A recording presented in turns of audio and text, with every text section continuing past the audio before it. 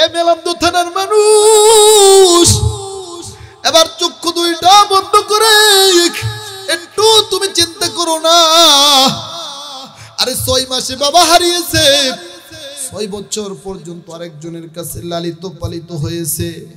আরে মায়ের আদর আমার নবীর কিসমতে কেমন জোটে নাই। এর আগেই মা ফাঁকি দিয়ে কবর জগতে চইলা যায়।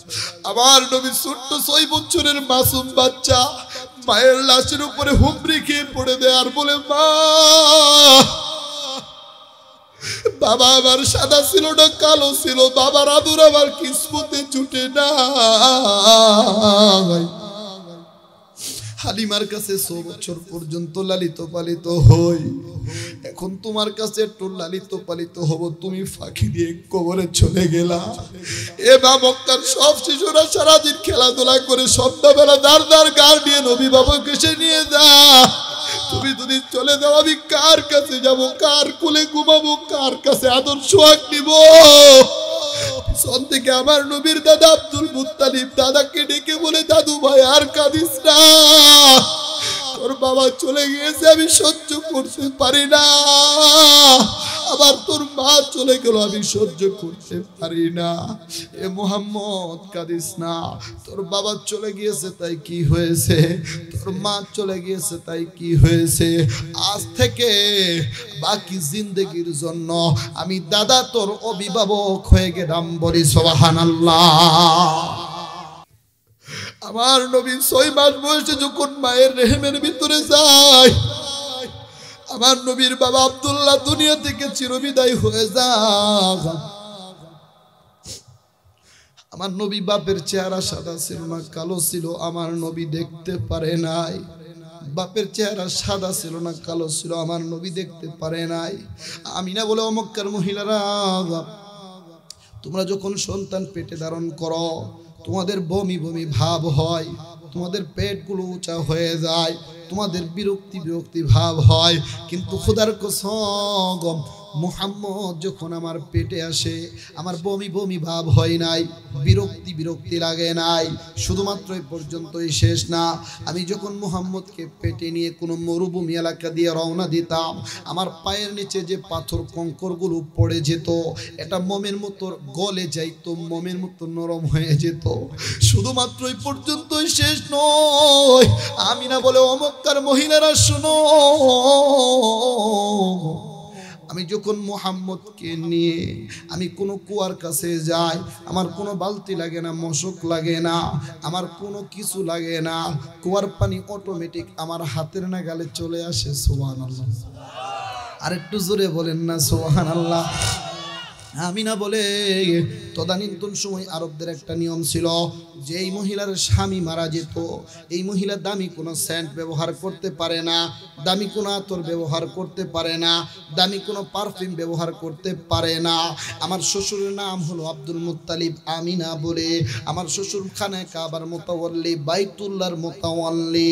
তদানীন্তন সময় আমিনা বলে, আমি যখন মুহাম্মদকে পেটে নিয়ে যেদিক দিয়ে যাই, মুহাম্মদের বরকতের কারণে আমি যেদিক দিয়ে যাই ওই রাস্তাটা গ্রানে মুখরিত হয়ে যায়।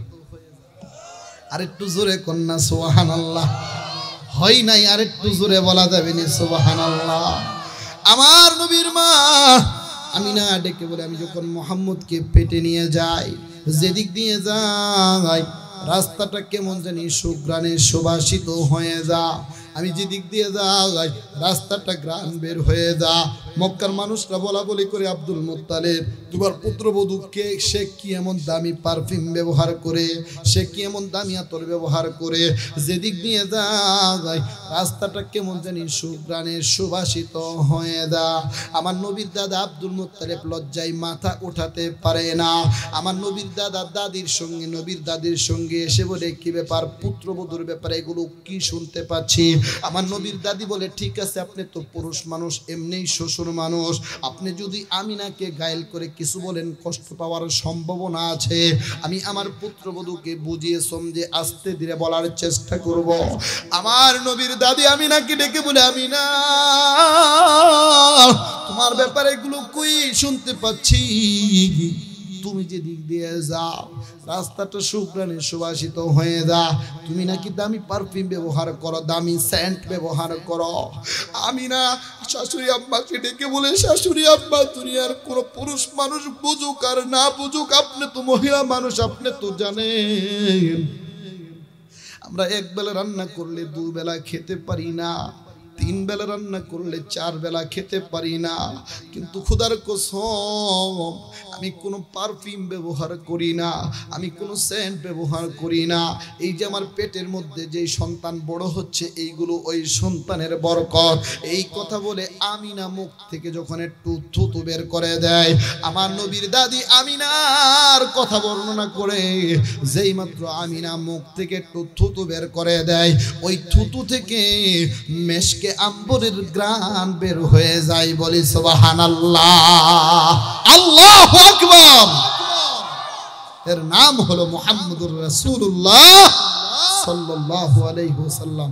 এ মেলান্দ থানার মানুষ দিলের কান দিয়ে শুনেন, আমিনা বলে তদানীন্তন সময় একটা মহিলাদের আরবদের চিরতর নিয়ম ছিল, সন্তান ভূমিষ্ঠ হওয়ার পরে ওই সন্তানকে কাবা চত্বরে রেখে আসা হতো।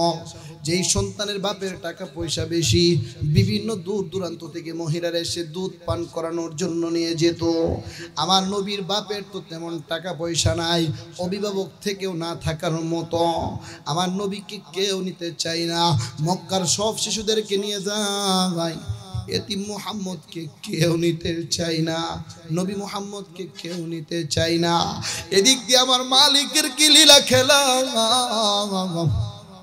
হালিমাতুস সাদিয়া আসার সময় পিচ পড়ে গিয়েছে। হালিমাতুস সাদিয়া এসে দেখে কাবা চত্বরে একটা ফুটফুটে সন্তান পড়ে রয়েছে, যার চেহারার সামনে আকাশের সূর্যের আলোটা অম্লান হয়ে যায়। বলি সুবহানাল্লাহ। হালিমাতুস সাদিয়া স্বামীকে ডেকে বলে, স্বামী একটা ফুটফুটে সন্তান পড়ে রয়েছে, এই সন্তানকে কি নিয়ে আমরা আমাদের বাড়িতে যাব নাকি? হালিমার স্বামী বলে, হালিমা তোমার যেটা ভালো মনে হয় তুমি সেটাই করতে পারো। এদিক দিয়ে হালিমার স্বামী বলে, যখন আমাদের ফ্যামিলিতে মোহাম্মদ জয়েন্ট করে নাই, যখন আমাদের ফ্যামিলিতে মোহাম্মদ অ্যাড হয় নাই, আমাদের বকরিগুলোর উলান দুধ শূন্য ছিল, দুধ ছিল না, বকরিগুলোর উলানে তেমন দুধ ছিল না। কিন্তু যেদিন থেকে মোহাম্মদ আমাদের ফ্যামিলিতে জয়েন করেছে, মুহাম্মদের বরকতের কারণে আল্লাহ আমাদের ওই বকরিগুলোর উলানে দুধে টইটম্বুর করে দিয়েছে। বলি সুবহানাল্লাহ, আল্লাহু আকবার। হালিমাতুস সাদিয়া বলে, শুধুমাত্র এই পর্যন্তই শেষ না, যে উটটা আসার সময় দুর্বল হয়ে পড়েছে, উটটা হাঁটতে পারে না, চলতে পারে না, কিন্তু খোদার কসম যেই মাত্র মুহাম্মদকে ওই উটের উপর আরোহণ করায়, আর মুহাম্মদের বরকতের কারণে যারা আমাদের আগে রওনা দিয়েছে তাদেরকে পিছ ফেলিয়ে আমাদের উটটা আগে চলে গিয়েছে। বলি সুবহানাল্লাহ। পৃথিবীতে যাহার কোনো হয় না তুলনা, আকাশ বাতাস চন্দ্র সবই যার লাগি দিওয়ানা, ভুলে যদি যাও গো সবই তারে ভুলো না। তিনি আমার কামলিওয়ালা শাহে মদিনা, তিনি আমার কামলিওয়ালা শাহে মদিনা, যার লাগি দুরুদ পড়ে ফেরেশতারা, পাখিরা সুরের গুনে আত্মহারা, হৃদয় মাঝে যার কল্পনা, তিনি আমার কামলিওয়ালা শাহে মদিনা। মারহাবা বলেন, আর একটু জোরে বলেন না মারহাবা।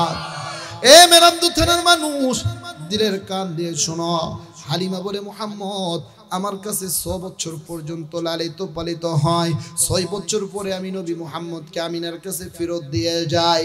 এদিক দিয়ে নবীর দাদা আব্দুল মুত্তালিব আমিনাকে ডেকে বলে, আমিনা আমার এই নাতি জন্মের পরে বাপের চেহারাটা দেখতে পারে নাই, সাদা ছিল না কালো ছিল, আমার এই নাতি মুহাম্মদকে সঙ্গে নিয়া এবং দাসী উম্মে আইমানকে সঙ্গে নিয়া আব্দুল্লাহর কবরটা জিয়ারত করে আসো। আমার নবীর মা আমিনার শ্বশুরের কথা অনুযায়ী মুহাম্মদকে সঙ্গে নিয়া এবং দাসী উম্মে আইমানকে সঙ্গে নিয়া এরকম ভাবে স্বামীর কবর জিয়ারতের জন্য মক্কা থেকে মদিনার উদ্দেশ্যে যা। আর কবর জিয়ারত করার পরে আবার যখন মক্কার উদ্দেশ্যে রওনা দেয়, ইতিহাস লেখে পথিমধ্যে বুয়াদ বা আবুয়াত নামক স্থানে তোমার আমার পয়গম্বরের মাও দুনিয়া থেকে চিরবিদায় হয়ে যায়। এ মেলান্দ থানার মানুষ, এবার চক্ষু দুইটা বন্ধ করে একটু তুমি চিন্তা করো না। আরে 6 মাসে বাবা হারিয়েছে, 6 বছর পর্যন্ত আরেকজনের কাছে লালিত পালিত হয়েছে। আরে মায়ের আদর আমার নবীর কিসমতে কেমন জোটে নাই। এর আগেই মা ফাঁকি দিয়ে কবর জগতে চইলা যায়।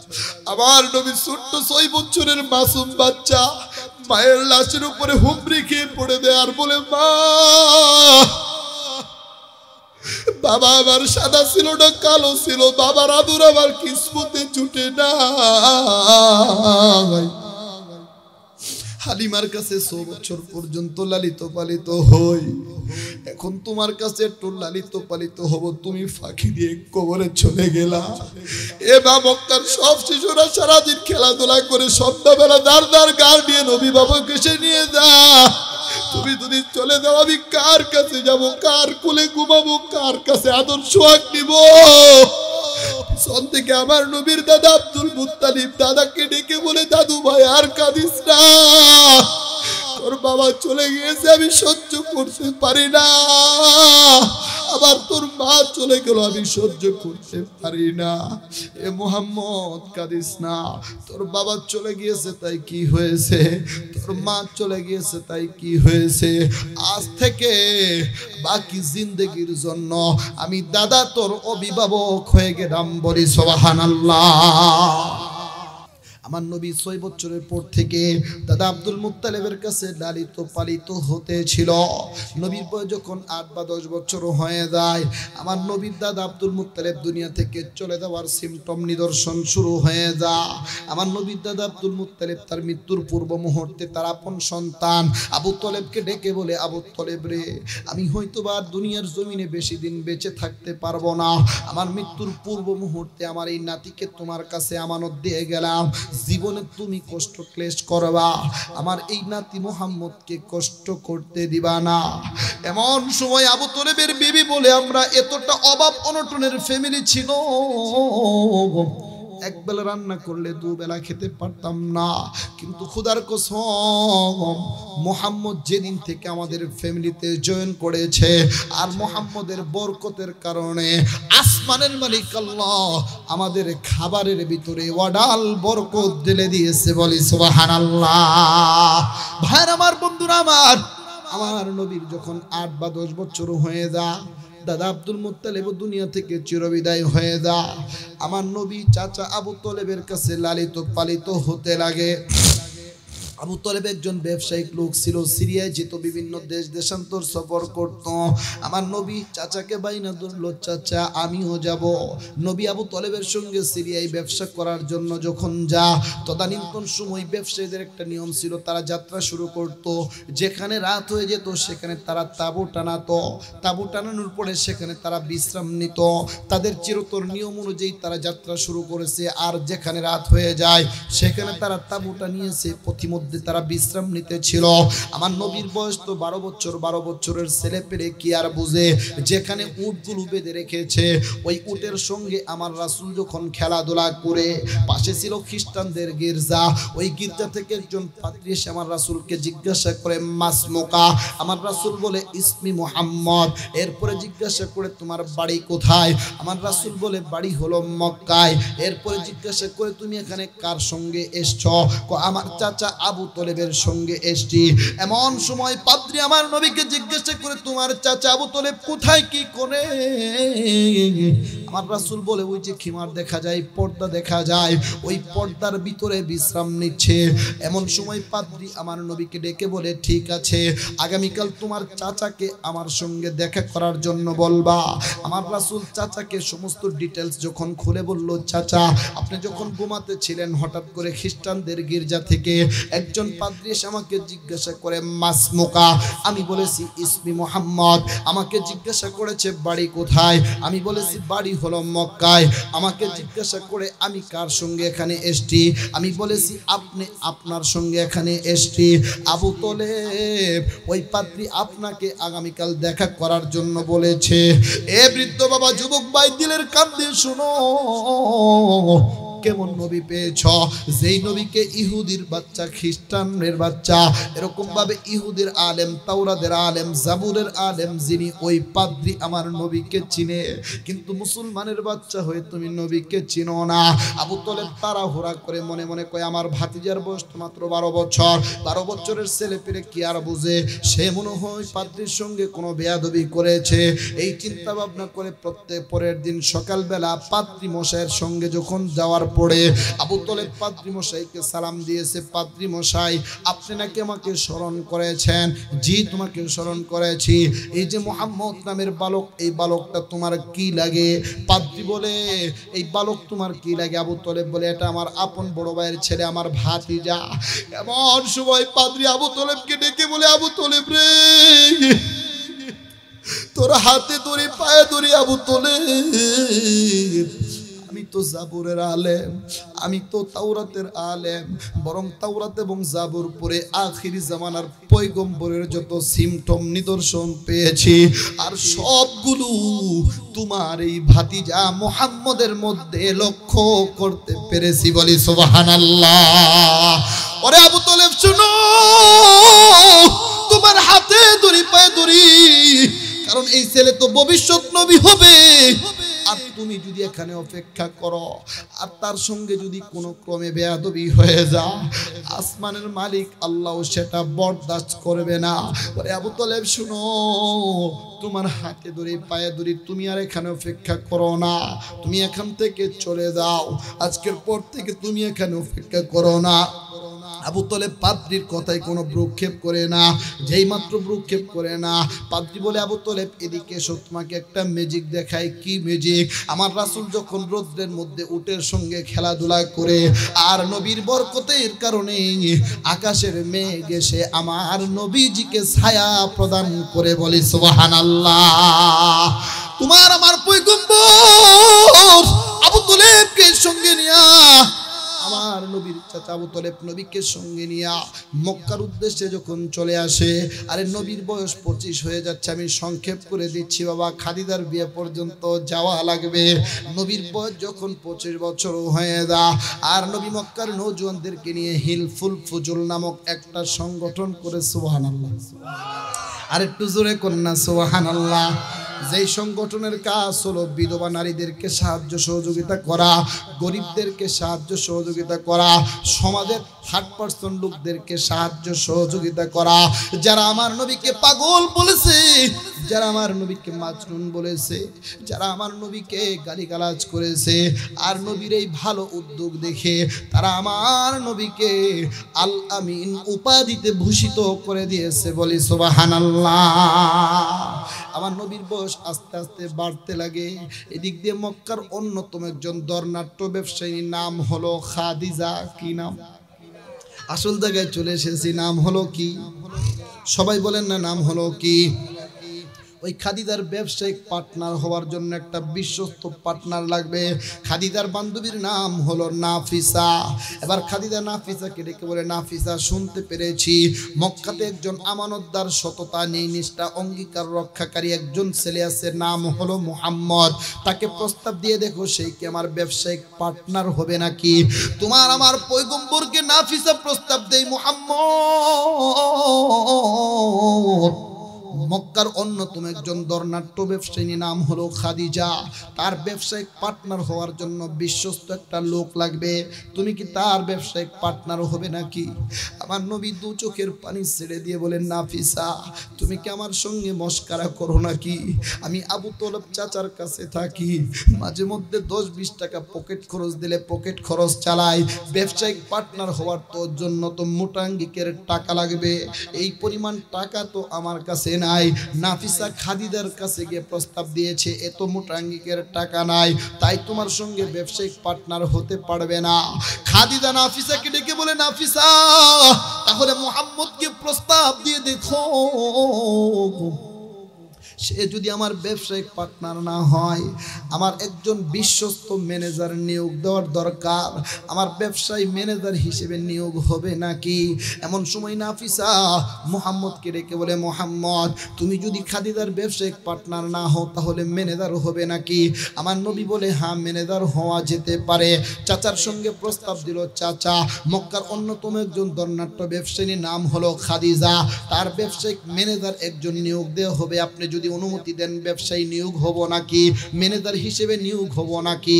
আবু তলেব মনে মনে কই, বাতিদার বয়স তো 25+ হয়ে যাচ্ছে, দুনিয়া বুঝার দরকার আছে, ব্যবসা বাণিজ্য বুঝার দরকার আছে। আবু তলেব বলে, হ্যাঁ তুমি নিয়োগ হতে পারো। খাদিজাতুল কুবরা বলে, মুহাম্মদ আমার ব্যবসায়িক ম্যানেজার হিসেবে নিয়োগ হয়ে যা, আর আমি আমার সমস্ত ব্যবসা বাণিজ্য যখন মুহাম্মদকে বুঝিয়ে দেই। খাদিজাতুল কুবরা বলে, খুদার কসম বিগত দিনে 6 বছরে যারা আমাকে তো লভ্যাংশ দেখাতে পারে না, মাত্র 6 মাসের ব্যবধানে আব্দুল্লাহর বেটা মুহাম্মদ তাদের চেয়ে দ্বিগুণ লভ্যাংশ দেখিয়েছে, বলি সুবহানাল্লাহ। খাদিজাতুল কুবরা 2 জন সেবক এবং 2 জন সেবিকাকে সঙ্গে দেয়। আমার নবী সেবক এবং সেবিকাদেরকে নিয়ে সিরিয়ার উদ্দেশ্যে যায়, দেশ দেশান্তর সফরে যায়, ব্যবসার উদ্দেশ্যে যখন যায়, আর ওই সেবক সেবিকা 2টা পিছনে পিছনে যায়, আমার নবী সামনে সামনে যা। কিন্তু ঘটনা একটা ঘটে গিয়েছে। কি ঘটনা? আমার নবী যেদিক দিয়ে যা, আকাশের মেঘ এসে নবীজিকে ছায়া প্রদান করে। সুবহানাল্লাহ, আর একটু জোরে কন্যা সুবহানাল্লাহ। সেবিকা 2টা সেবকরে বলে, কি ব্যাপার, আমরা কি চোখে এগুলো জাফসা দেখছি নাকি, ভুল দেখছি নাকি? এবার সেবক 2টা সেবিকাকে বলে, কি ব্যাপার, আমরা কি দেখতে পাচ্ছি? অনেক সময় আমরা বলি না এগুলো কি দেখতে পাচ্ছি। এমন সময় তারা কৌতূহলী হয়ে যখন মুহাম্মদের ধারে কাছে যায়, মুহাম্মদের শরীরের কাছে যখন যায়, আর মুহাম্মদের বরকতের কারণে আকাশের মেঘ এসে ওই সেবক সেবিকাদেরকেও ছায়া প্রদান করে, বলি সুবহানাল্লাহ। হাজারো ব্যথা বেদনার পরে ফিরে আসনি তুমি আপন করে, দিনের আলো তুমি ছড়িয়ে দিতে, চলে গেলে মদিনায় মক্কা ছেড়ে হে রাসূল, তোমাকে বলি আমি কেমন করে হে রাসূল, তোমাকে ভুলি আমি কেমন করে। খেয়ে না খেয়ে দিন প্রচারের কাজে নিজেকে দিয়েছ বিনিয়ে, তাইফের কাফেরেরা চিনল না সে আলো, দুষ্ট ছেলেদের পিছে দিল লেলিয়ে, পাথরের আঘাতে ক্ষত বিক্ষত হয়ে সারা শরীর থেকে রক্ত জোড়ে হে রাসূল, তোমাকে বলি আমি কেমন করে হে রাসূল, তোমাকে বলি আমি কেমন করে। মারহাবা বলেন, আর একটু জোরে বলেন না মারহাবা। ভাইরা আমার, বন্ধুরা আমার, এবং এবার এই সেবিক এবং সেবিকা 2টা মুহাম্মদ সহ যখন খাদিজার কাছে আসে, খাদিজা মুহাম্মদের দিকে তাকা।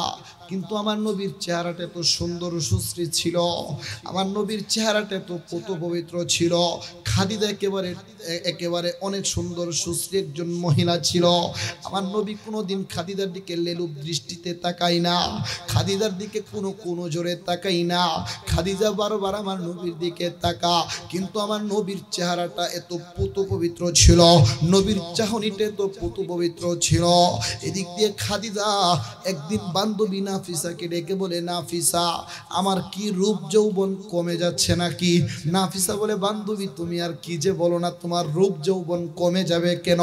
এবার সময় নাফিসা বলে, খাদিজা এত রসের আলোচনা কেন, এত রসের আলোচনা কেন? কারণ বন্ধু বান্ধবী এক জায়গায় হইলে কিন্তু অনেক রসালো আলোচনা হয়ে যায়। এবার নাফিসা বলে, খাদিজা বুঝতে পেরেছি মুহাম্মদ কি তোমার ভালো লেগেছে নাকি?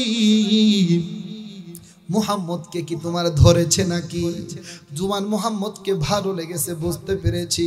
খাদিজা বলে, না, মুহাম্মদের বয়স তো মাত্র 25+, আমার বয়স 38+, 40-এর মাঝামাঝি।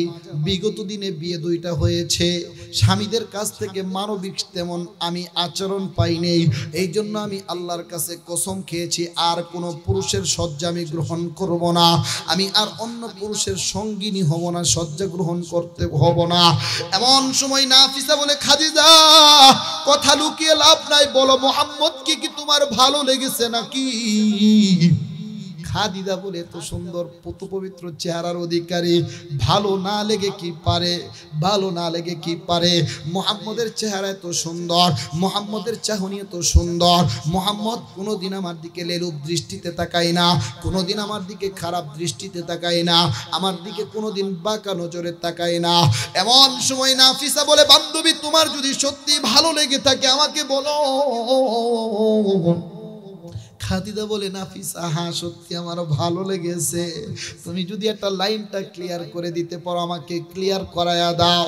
এবার নাফিসা আবু তলেবকে ডেকে বলে, আবু তলেব ভাইজান, আপনার যে ভাতিজা খাদিজার ব্যবসায় নিয়োগ হয়েছে, ওই খাদিজা মুহাম্মদের সঙ্গে বৈবাহিক বন্ধনে আবদ্ধ হতে চায়, আপনি কি বলেন? আবু তলেব মুহাম্মদকে ডেকেছে, ভাতিজা তুমি যে দণ্ডাঢ্য মহিলার ব্যবসায়িক নিয়োগ হয়েছ, ম্যানেজার হিসেবে নিয়োগ হয়েছ, ওই খাদিজা তোমার সঙ্গে বৈবাহিক বন্ধনে আবদ্ধ হতে চায়, তোমার কি অভিমত?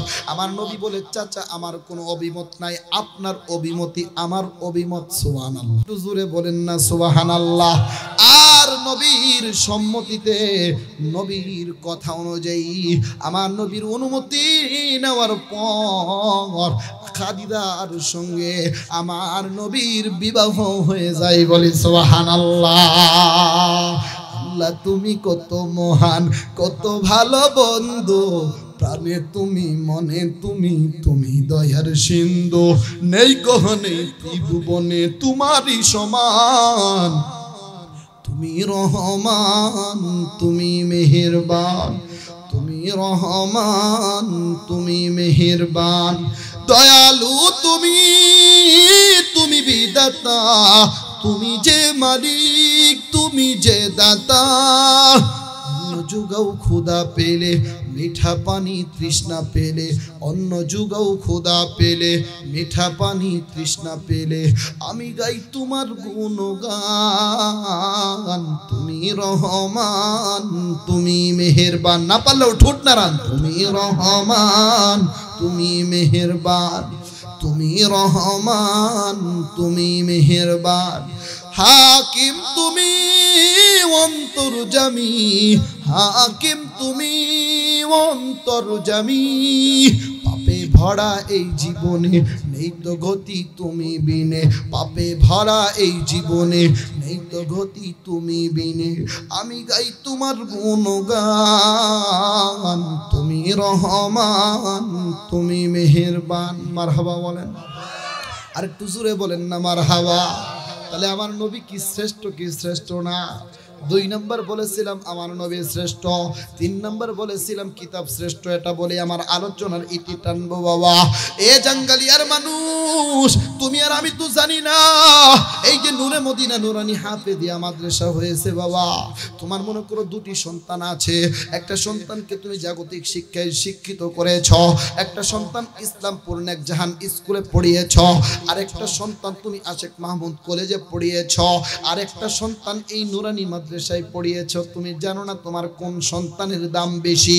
এই বাবা, তোমার যখন সাকরাত আরম্ভ হয়ে যাবে, তোমার যখন মৃত্যুর যন্ত্রণা শুরু হয়ে যাবে, তোমার যখন খিঁচুনি আরম্ভ হয়ে যাবে, তোমার ওই স্কলাস্টিকা ইংলিশ মিডিয়ামের সন্তান তোমার পাশে গিয়ে যদি বলে বাবা আমার জন্য তো জীবনটা শেষ করে দিয়েছ, আমার জন্য লক্ষ লক্ষ টাকা তুমি শেষ করে দিয়েছ, আমার ইংলিশ বই থেকে এক পৃষ্ঠা পড়ে শোনাই, কসম আল্লাহর তোমার মৃত্যুর যন্ত্রণা লাঘব হবে না। এ মেলান্দ থানার মানুষ,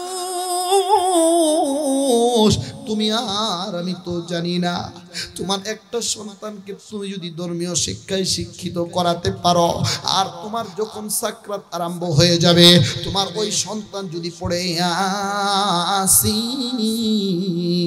ইয়াসিন, আজ থেকে ১৫০০ বছর আগে মদিনাওয়ালা পয়গম্বর বলে দিয়েছে, তোমার ওই নুরানির সন্তান আলিফওয়ালা সন্তান মাত্র সূরা ইয়াসিন থেকে ৯টা আয়াত তিলাওয়াত করার কারণে আসমানের মালিক আল্লাহ সঙ্গে সঙ্গে তোমার মৃত্যুর যন্ত্রণাটাকে লাঘব করে দিবে, বলি সুবহানাল্লাহ।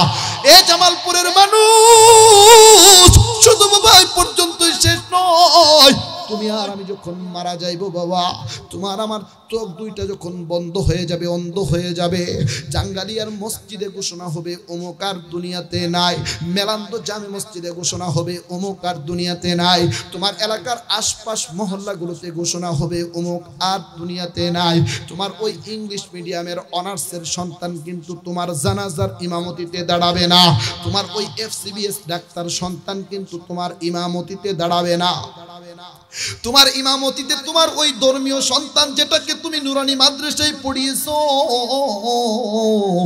যেটাকে তুমি আলেম বানিয়েছ, ওই সন্তান কিন্তু তোমার জানাজার ইমামতির মুসল্লায় দাঁড়াবে। এবার সন্তান জানাজার ইমামতির মুসল্লায় দাঁড়ানোর পরে সন্তান তাকবীর দেয়, তাকবীর দেওয়ার পরে সন্তান সানাও পড়তে পারে না, দুরূদও পড়তে পারে না, সন্তান জানাজার দোয়াও পড়তে পারে না, সন্তান শুধু কাঁপাকাঁপি করে, সন্তান শুধু কম্পন করে। আমার মালিক ফেরেশতাদেরকে ডেকে বলে, ও ফেরেশতারা রে, ওই যে মেলান্দ থানার জাঙ্গালিয়া, ওই যে জামে মসজিদের খাটিয়াতে বান্দাটা শুয়ে রয়েছে, আর ইমামতির মুসল্লায় একজন ইমাম দাঁড়িয়েছে, সে তাকবীর দেওয়ার পরে সানাও পড়ে না, দুরূদও পড়ে না, কিছুই পড়ে না। ফেরেশতারা বলে, মালিক রে, জানোনি কি ঘটনা ঘটেছে, কি হয়েছে? এই যে খাটিয়াতে যিনি শুয়ে রয়েছে আর ইমামতির মুসল্লায় যিনি দাঁড়িয়েছে, তার সাথে তার একটা রক্তের সম্পর্ক আছে, তার সাথে তার একটা ব্লাডের সম্পর্ক আছে। আজকে বাবা খাটিয়াতে শুয়ে রয়েছে, আর সন্তান ইমামতির মুসল্লায় দাঁড়িয়েছে, ইমামতির মুসল্লায় দাঁড়ায় অতীতের স্মৃতির কথা মনে পড়ে গেছে। মাদ্রাসাটা যখন ছুটি হইতো বাবা মেলান্দ থেকে আগে নিয়ে আসতো, মাদ্রাসাটা যখন খোলার সময় হইতো বাবা জাঙ্গালিয়া থেকে মেলান্দ পৌঁছে দিয়ে আসতো। আজকে বাবা খাটিয়াতে শুয়ে রয়েছে, আর সন্তান ইমামতির মুসল্লায় দাঁড়িয়েছে। এই যে ইমামতির মুসল্লায় দাঁড়ায় অতীতের স্মৃতির কথা মনে পড়ে গেছে। আমার মালিক ফেরেশতাদেরকে ডেকে বলে, ও ফেরেশতারা রে, তোমরা সাক্ষী থাকো, এই বান্দা সালাম ফিরানোর সাথে সাথে তার মা বাবার বেহিসাব গুনাহ আমি আল্লাহ মাফ করে দিলাম, বলি সুবহানাল্লাহ। আলেমেরই মাতা পিতা বড় ভাগ্যবান, হাসরে মাথায় হবে তাজ পরিধান, হাসরেরই কঠিন মাঠে হবে হাহাকার, সেই মুহূর্তে দেখবে সবাই কিনা চমৎকার। প্রশ্ন হবে মুকুট মাথায় কাবা কাহারা, জবাব হবে হাফেজেরই মা বাপ তাহারা। প্রশ্ন হবে মুকুট মাথায় কাবা কাহারা, জবাব হবে আলেমেরই মা বাপ তাহারা। প্রশ্ন হবে মুকুট মাথায় কাবা কাহারা, জবাব হবে আলেমেরই লজিং মাস্টার তাহারা। চিৎকার মেরে বলা যাবে নি মারহাবা। নারায়ে তাকবীর, হাত দুটো তোলেন, হাত দুটো তোলেন। নারায়ে তাকবীর, সবাই বলেন নারায়ে তাকবীর। হাত দুইটা নারা দেন, লিল্লাহে তাকবীর। আলহামদুলিল্লাহি রাব্বিল আলামিন।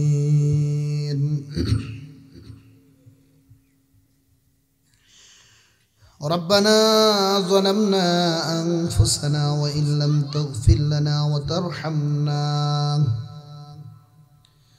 وترحمنا لنكونن من الخاسرين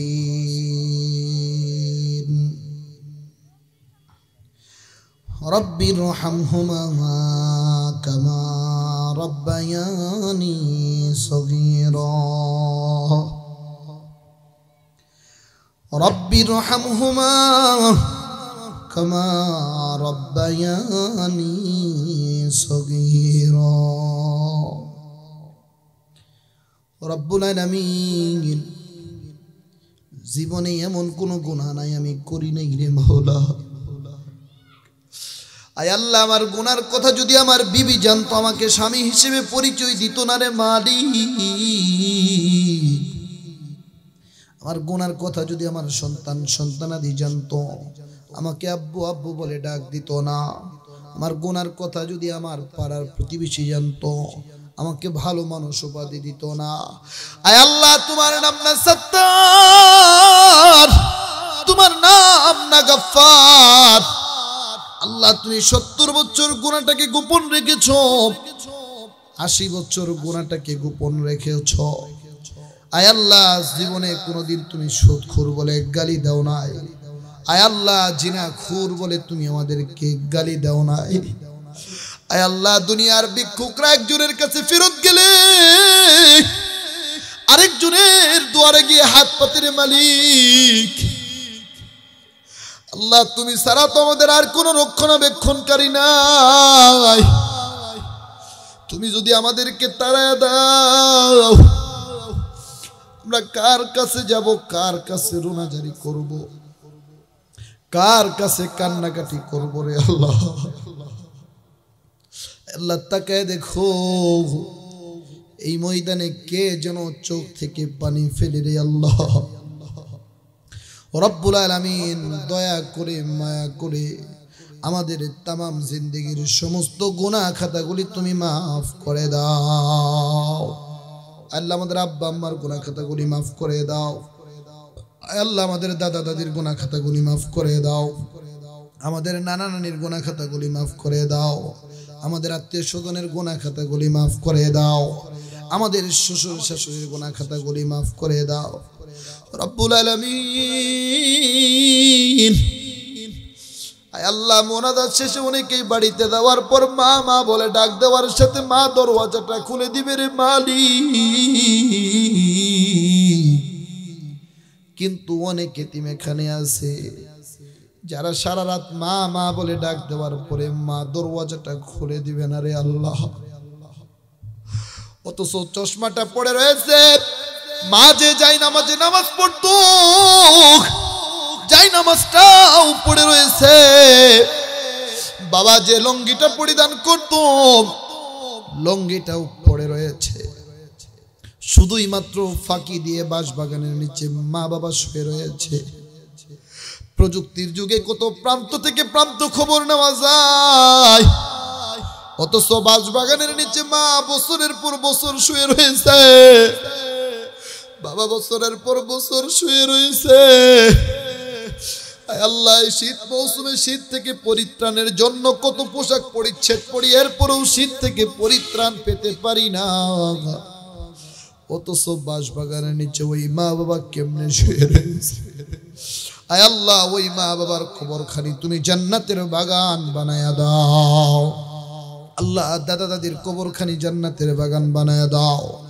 আব্বা আম্মার কবরখানি জান্নাতের বাগান বানায়া দাও। শ্বশুর শাশুড়ির কবরখানি জান্নাতের বাগান বানায়া দাও। আয় আল্লাহ, এলাকার মাটির নিচে যত মুর্দাগান শুয়ে আছে, আল্লাহ, প্রত্যেকের কবরখানি তুমি জান্নাতের বাগান বানায়া দাও। আয় আল্লাহ, মাদ্রাসার মুহতামিম রাকিব ভাই, তার বাবা মা দুজনেই কবরে চলে গেছে। আয় আল্লাহ, তার বাবা মার কবরখানে তুমি জান্নাতের বাগান বানায়া দাও। আয় আল্লাহ, তিনাদের কবরে জান্নাতি হাওয়া চালু করে দাও, জান্নাতের নাজ নিয়ামত দ্বারা ভরপুর করে দাও। রব্বুল আলামিন, এই মাদ্রাসাকে তুমি কবুল ফরমাও, মাদ্রাসার ছাত্র শিক্ষক সবাইকে তুমি কবুল ফরমাও। আয় আল্লাহ, পর্দার অন্তরালের মা বোনেরা হাত তুলেছে, জানি না কে কি উদ্দেশ্য নিয়ে হাত বাড়িয়ে দিয়েছে। আয় আল্লাহ, প্রত্যেকের মনের নেক বৈধ আশাগুলি তুমি পুরা করে দাও। আয় আল্লাহ, যারা ঋণগ্রস্ত ঋণ পরিশোধের তৌফিক দিয়ে দাও, যারা বিমারি আছে শেফায়ে কামিলা আজেলা দায়মা নসিব করে দাও। আয় আল্লাহ, যারা ছেলে বিয়ে করাতে পারে না বিয়ের ব্যবস্থা করে দাও। আয় আল্লাহ, যারা মেয়ে বিয়ে করাতে পারে না দ্রুত পাত্রস্থের ব্যবস্থা করে দাও। রব্বুল আলামিন, যারা পেরেশানিতে আছে পেরেশানিকে তুমি দূর করে দাও। আয় আল্লাহ, যাদের চাকরি নাই চাকরির ব্যবস্থা তুমি করে দাও। রব্বুল আলামিন, আমাদের তো ডর লাগে, ভয় লাগে, আরে কি নিয়ে কবরে যাব? যেই কবর অন্ধকার ঘর, সাপ বিচ্ছুর ঘর, চতুর্দিকে শুধু মাটির দেওয়াল আর মাটির দেওয়াল, যেদিকে তাকাই শুধু মাটির দেওয়াল, চতুর্দিকেই শুধু মাটির দেওয়াল গো আল্লাহ। ও মালিক, কবরে যাওয়ার আগে কবরের সামানা তৈরি করে কবরে যাওয়ার তৌফিক দিও মাওলা।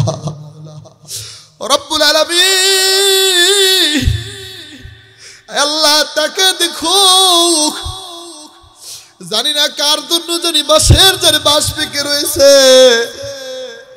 কার জন্য জানি দোকানে কাফনের কাপড় রেডি হয়ে রয়েছে, কার জন্য জানি মসজিদের খাটিয়াটা বাসায় যাওয়ার জন্য রেডি হয়ে রয়েছে।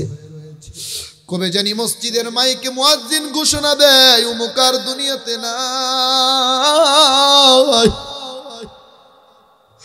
আল্লাহ, ওই খাটিয়াতে ওঠার আগে খাটিয়ার প্রস্তুতি গ্রহণ করার তৌফিক দিও মাওলা। ও মালিক রে, কত মানুষ কতভাবে মারা যাইতেছে, এমন কোনো দিন নাই লঞ্চ অ্যাক্সিডেন্ট হয়ে মানুষ মারা যাচ্ছে না, এমন কোনো দিন নাই সড়ক দুর্ঘটনায় মানুষ মারা যাচ্ছে না।